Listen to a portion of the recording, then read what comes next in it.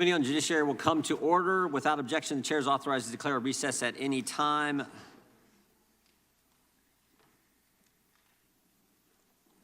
Chair welcomes our guests, and we'll introduce those in just a few minutes. Start our proceedings this morning with an opening statement. 4.5 million. Mr. Chairman, point of order. Are we not going to begin the hearing with the Pledge of Allegiance? We already had it. No, that was the organized meeting. I'm happy to lead it. What's the date? It doesn't say that. It says each hearing. This is the first hearing. Mr. Chairman. I'm happy to lead it if you'll designate me. Mr. Chairman. The amendment that was adopted said that we may start hearing with the Pledge of Allegiance. If the gentleman is insisting on doing that, I would welcome Mr. Cicilline to lead the Judiciary Committee in the Pledge of Allegiance. Thank you, Mr. Chairman. Happy to. To the flag of the United States of America and to the republic for which it stands, one nation, under God, indivisible, with liberty and justice for all. I thank the gentleman for leading us in the pledge. Would now start with our opening statements. 4.5 million, that's the number of illegal aliens encountered by CBP officials just in the time since President Biden took office. 1.7 million, the number of illegal migrants that Joe Biden released into American communities. 2,378,944, the number of illegal migrants encountered by CBP on the southwest border in 2022. The highest number ever recorded in a single year in our nation's history. 251,487, the number of illegal migrants encountered by CBP on the southwest border in the month of December of last year. The highest monthly number ever recorded. 8,100, the average number of illegal migrants encountered per day on the southwest border in the month of December 2022. 717,660, the number of illegal migrant encounters on the southwest border in just the first 3 months of this fiscal year. 1.1 million, the number of known gotaways who have successfully crossed the southwest border since President Biden took office. 856, the number of migrants who died attempting to cross the southwest border during the past fiscal year. Again, the highest number on record. 98, the number of aliens on the terrorist watch list encountered on our southwest border during fiscal year 2022, yet another record set by the Biden administration. Remember when Mr. Mayorkas testified in front of this committee last Congress, and we asked him about the number on that terrorist watch list? I remember asking Mr. Mayorkas, at the time it was only 40-something. We asked him about that number. He said, what's the status of those individuals? And his response, I think, was astonishing to every member of the committee, both Republican and Democrat, when he said he didn't know. He didn't know if they were detained, he didn't know. This year, 38, the number of aliens on that terrorist screening database, already this year. 193, the number of fentanyl-related deaths in the United States every single day. We're going to hear from Mr. Dunn and the heartache this causes families and communities, this fentanyl problem. These numbers make clear that the Biden administration does not have operational control of the border. Month after month after month, we have set records for migrants coming into the country. And frankly, I think it's intentional. I don't know how anyone with common sense or logic can reach any other conclusion. It seems deliberate, it seems premeditated, it seems intentional. And as if that's not bad enough, we now learn that the crisis is no longer just confined to the southwest border. Last week, the chief Border Patrol agent in Vermont tweeted this, quote, in less than 4 months, Swanton sector's apprehensions have surpassed the combined 2 prior years. Just in the past 4 months, more than the 2 years combined beforehand. Make no mistake, the Biden administration is carrying out its plan. We all heard Secretary Mayorkas sat in front of this committee and said, we are executing our plan on the border. And we all heard President Biden say, we're trying to make it easier for people to get here. Well, they're certainly succeeding in that. Imagine the frustration that our border communities feel when they hear that the damage done to their land and to their businesses, the crimes committed by illegal alien trespassers, and the overwhelmed local resources that are all part of their own federal government's plan. Today, we will hear about some of the effects of Biden's open border policies on everyday Americans and the communities in which they live. We will hear about dangerous encounters with illegal migrants on private property. We will hear about the devastating effects, as I said earlier, of fentanyl on American families. And we will hear about Mexican smuggling cartels exploiting the open border to terrorize U.S. communities. And the worst part is that none of this had to happen. Under President Trump, the border was secure. Under President Biden, there is no border. And Americans are paying the price. I now recognize the ranking member, the gentleman from New York, Mr. Nadler, once he completes his phone call, for his opening statement. I thank the chairman for yielding. I wish this committee were starting off on a different note. Unfortunately, this hearing is more of the same haphazard, chaotic style we have come to expect of this new Republican majority. We saw them take 15 tries to pick a speaker. We saw them fumble on the opening play by needing to reschedule their first meeting. And now this. The first hearing will showcase the racist tendencies of the extreme MAGA Republican wing of the party that seeks to close the border to refugees from places like Cuba and Venezuela. It almost makes me miss their usual obsession with conspiracy theories and the FBI. Furthermore, this hearing appears to be the latest spat in an ongoing turf war between Chairman Jordan and Chairman Comer. As we all know, Chairman Jordan's plans for his select subcommittee cut deeply into Chairman Comer's jurisdiction. Not to be outdone, Chairman Comer announced that the Oversight Committee will hold its first hearing on the subject of immigration, a topic that is squarely in this committee's jurisdiction during the week of February 6th. Turning the tables on Chairman Comer once again, our majority hastily threw together today's hearing to ensure that we beat the Oversight Committee by a few days, without the government witnesses that the Oversight Committee had time to secure, of course. I suspect this hearing is also an attempt to distract from the fact that Republicans have failed to pass any meaningful legislation in their first month in the majority. As we all know, as part of the rules package for the House, Majority Leader Scalise included 11 ready-to-go, in quotes, pieces of legislation that were set to completely bypass regular order. Many of those fell under the purview of the Judiciary Committee.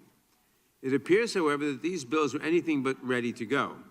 Republicans are unable to pass 4 of the bills that were exclusively or partially under this committee's jurisdiction. Most relevant to today's hearing is H.R. 29, the Border Safety and Security Act of 2023. This legislation has been described as, quote, not Christian, anti-American, and trying to ban legitimate asylum claims. And those are not my words. Those are the words of Republican Congressman Tony Gonzalez of Texas. And he's not the only one. According to the Washington Post, dozens of Republican lawmakers have raised concerns about the scope of this legislation. Now let's turn to today's hearing. There is no doubt that the majority and their witnesses will use the same extreme rhetoric we have come to expect from them. They will tell us that the southern border is open, that President Biden and Secretary Mayorkas opened it deliberately, and that it is mostly migrants who are smuggling drugs across our southern border. Of course, none of those statements are true. Yes, significant numbers of individuals are arriving at our southern border, but the Biden administration actually expelled over 1.1 million people last year and recently expanded the use of Title 42, much to the concern of many of us here on the committee. Additionally, the vast majority of drugs we seize are encountered at ports of entry. In fiscal year 2022, only 17% of illicit drugs, including 15% of all fentanyl, were seized between points of entry by the Border Patrol. The rest were seized by the Office of Field Operations, who are stationed at ports of entry. The evidence does not show that asylum seekers are bringing drugs to our shores. In fact, increasingly, drug cartels are recruiting American citizens to bring drugs across the border through ports of entry. We all agree that our immigration system is broken, but let's fix the problems where they are, and not where Fox News talking heads imagine them to be. Sadly, at every turn, this extreme Republican majority fails to offer genuine solutions and resorts to political theater. Our colleagues across the aisle cannot even negotiate in good faith with each other, let alone with us.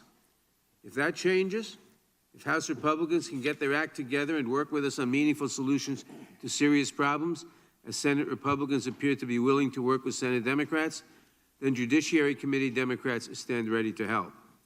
But given their behavior these past few months, I have my doubts. Republicans have proposed building a wall, shutting down the asylum system, and defunding the Department of Homeland Security. Those are not serious proposals. They may well play with the extremist base, but they are a waste of this committee's time, and the American people deserve better. I look forward to hearing from our witnesses today. I would also like to take a moment and express my condolences to Mr. Dunn and his family. I cannot imagine how difficult the loss of your son has been for you and your wife. Thank you for being here today. I yield back. Thank the gentleman. Now recognize our witnesses for today's hearing. I want to thank them for being here. First, I want to yield to the gentleman from Texas, Mr. Roy, to introduce one of our witnesses today. I thank the chairman. I wish that it were under different circumstances, but I am certainly proud to have a fellow Texan here willing to share the story that he is going to share with us here today. I visited at length with Brandon Dunn and his lovely wife, Janelle Rodriguez. They live in Hays County, Texas, where I live. They live a few miles down the road, and they have 4 children today, and Mr. Dunn will recount the loss of their son Noah last summer. They are a testament to wanting to get positive change out of a loss and working hard to do that. And I'm delighted to have them here to express what they're going to share about the impact of open borders. Hardly a lie, hardly a figment of our imagination, a real impact on real human beings every single day. And they're going to share that here today, and I thank them for coming here. I yield back. Thank the gentleman. We now recognize the gentleman from Arizona to introduce the sheriff with us today. Mr. Biggs is recognized. Thank you, Mr. Chairman. I am pleased to introduce to the committee one of the finest lawmen in America, certainly one of the finest lawmen in Arizona, Sheriff Mark Daniels from Cochise County, Arizona. Cochise County is a large county with a fairly sparse population, but sits right on the border. It's in southeastern Arizona, borders New Mexico and Mexico. And Sheriff Daniels encounters the reality of what's happening on the border, unlike those who reside in New York who say there is no problem on the border and that the border, to say that the border is open is untrue. We will hear contrary testimony today. It is open, the border is dangerous, drugs pour across, international terrorists, criminal gang members, people from all over the world, indeed over 150 nations, have come through. We can't even vet most of those individuals. Sheriff Daniels has served his county for a long time. He does a great job, works well with the Border Patrol agents, and has devised a program to protect the communities that he serves in that wonderful southeastern Arizona county, which is a big county. And so we're going to hear more from him, and I'm excited to have him here. He's not only a great advocate, great sheriff, a great family man, but he's a good friend of mine. Sheriff Daniels. Thank you, Mr. Chairman. I yield back. I thank the gentleman. The chair now recognizes the gentlelady from Texas, Ms. Escobar, for an introduction. Thank you, Mr. Chairman. It is my privilege to introduce to the Judiciary Committee and to the American public a dear friend of mine and a great leader with whom I share much in common, County Judge Ricardo Samaniego. He is the El Paso County Judge, and we have a couple of things in common. I served as El Paso's County Judge for many years. in my time preceding my service in Congress. And for those unfamiliar with Texas elected politics, a county judge is essentially the chief elected official, the county administrator in Texas, and they're referred to as judge, even though in many ways they act as the mayor of the entire county. And so Judge Samaniego and I both have been county judge of one of the safest communities in the United States of America, and it is on the U.S.-Mexico border. It is a longtime recipient of migrant populations at our nation's front door, and we are incredibly proud of the role that we play in upholding American values in a way that provides for dignity. Judge Samaniego and I also share another thing in common. We were born and raised and are proud residents of the U.S.-Mexico border in El Paso, Texas. Judge Samaniego has done a number of things prior to serving in county government. He has been in small business. He has been in human resources. He has been, I think, in the juvenile justice world as well. But Judge Samaniego is here to talk to us about how communities on the border like El Paso have actually been of tremendous service to the federal government. And when given the resources and support, they can be a great ally in ensuring that we preserve the humanity in our system that all of us should want.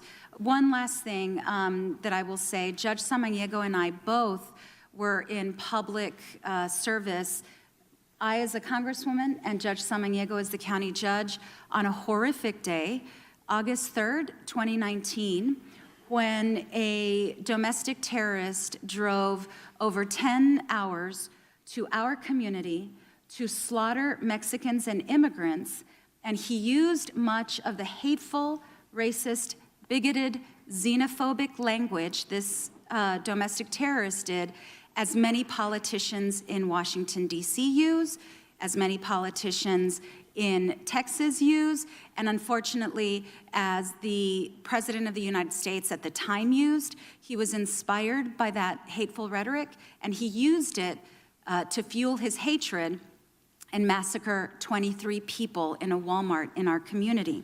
So our words have power. I want to remind our committee of that. Our words have consequences. Judge, thank you for being here. It is a privilege to have you here. I thank the gentlelady from Texas. Our fourth witness could not be with us today because of the ice storm in Texas. Judge Dale Lynn Carruthers is a county judge and fourth-generation rancher in Terrell County, Texas. She was a lifelong Democrat but switched parties because of the devastating effects of the Biden border crisis on her land and her community. Her testimony was circulated to committee members, but I will briefly summarize her testimony because of what she was going to say, I think is too important for the American people not to hear. Judge Carruthers would have testified that their once safe community now lives in fear. Neighbors' homes have been burglarized, ranchers have been stalked on their own lands, and high-speed car crashes and chases are a daily hazard. One of Judge Carruthers' neighbors even had his home set on fire by illegal migrants who did so in order to get law enforcement to come and pick them up. Her county's limited resources have been overwhelmed because of the flow of illegal aliens across the border. The local high school has had to be locked down due to the criminal activity in their community. Illegal aliens routinely trespass through Ms. Carruthers' land, cutting her fences and causing other damage to her property. And groups of illegal migrants regularly dress in camouflage to cross the judge's and her neighbor's land. These are not asylum seekers looking to turn themselves into Border Patrol agents, but foreign nationals trying to evade law enforcement. We wish she would have been able to be here today to share her story in person, but we do welcome our witnesses who are here, who were able to travel and are here, and we thank you for appearing. We will begin by swearing you in. Would you please rise and raise your right hand? Do you swear or affirm that under penalty of perjury that the testimony you're about to give is true and correct to the best of your knowledge, information, and belief, so help you God? Let the record show that the witnesses answered in the affirmative. Thank you. Please know that your written testimony will be entered into the record in its entirety. Accordingly, we ask that you summarize the testimony in 5 minutes. I know you were told this earlier. The microphones in front of you have a clock and a series of lights. When the light changes from green to yellow, you should begin to conclude your remarks. It's pretty basic. Green means go, yellow means get ready to stop, red means stop. Mr. Dunn, you may begin, and we again thank you for being here, the work you and your wife are doing in your foundation, and like everyone on the committee, we are sorry for the loss of your son. Mr. Dunn?